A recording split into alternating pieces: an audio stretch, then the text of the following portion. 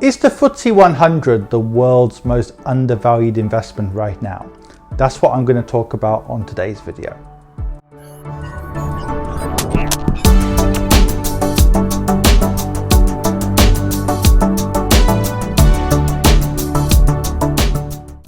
Now, a lot of people haven't been talking about this, but the FTSE 100 has been one of the markets which has not recovered well from the coronavirus, even a few weeks ago, 1 or 2 months ago, when the US markets were at record highs.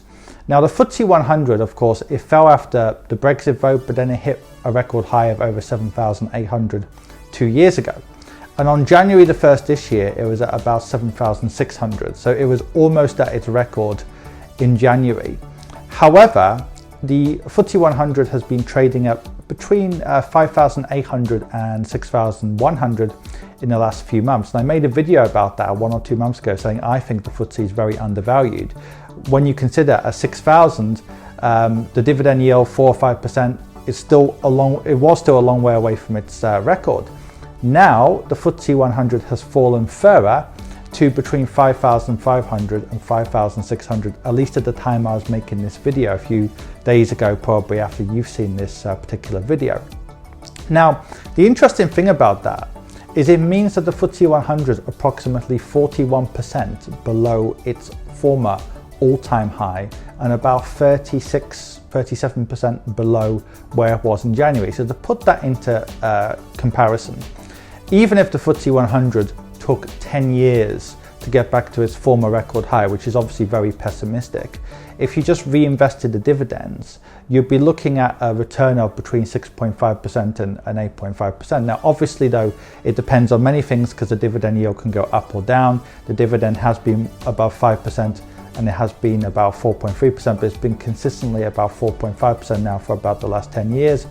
And if it hits its record high in the next 5 years, of course, you'd be looking at returns of more than 13%. Now, of course, we never know what could happen. The FTSE 100 could hit its previous record high next year, or it could take longer than 10 years. We never know. And likewise, we never know what's going to happen with the dividend yield. And let's not forget, there is a lot of uncertainty with the UK now, including Brexit, including the fact that the falls in UK GDP were higher than many countries, even though GDP and the stock market aren't always connected. And also with all the things that are going on with Scotland and all those kind of things. And let's not also forget that markets aren't stupid. Markets aren't always efficient. Markets sometimes panic and markets sometimes underprice assets, but by the same token, they're not stupid. If the FTSE 100 had 0% risk compared to the US market, let's face it, everyone, every bank, every hedge fund, every rich person would just put all their money in the FTSE 100. Of course, that would be a stupid thing to do. I wouldn't ever advocate anyone, even a British investor, putting all their eggs in the FTSE's basket. However, if you are a British expat or indeed somebody living in the UK, or for that matter, a non-British person who just wants to put 10, 15, 20% in the FTSE, I actually think that the FTSE 100 is one of the best indexes right now from a long-term perspective.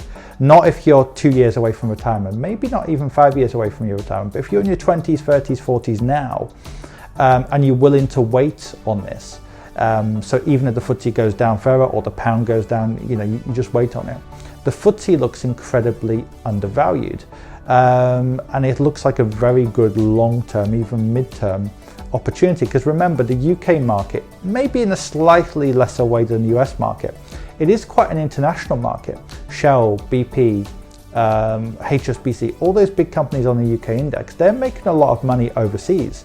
They might not be as innovative as some of the big US companies, but they are still good companies who make the lion's share of their money overseas. So even if the UK does badly, even if Brexit goes badly, even if we look at the most pessimistic scenario for the UK economy, which I don't necessarily subscribe to, but obviously there's a chance it could happen like any economy, we shouldn't assume that those companies are going to make less money globally.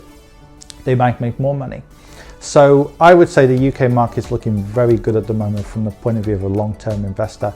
The next month, 2 months, 3 months, nobody knows. We don't know what's going to happen with the Brexit negotiations, so many things. But for a good long-term bet, I would say the FTSE is a great asset to have within a diversified portfolio.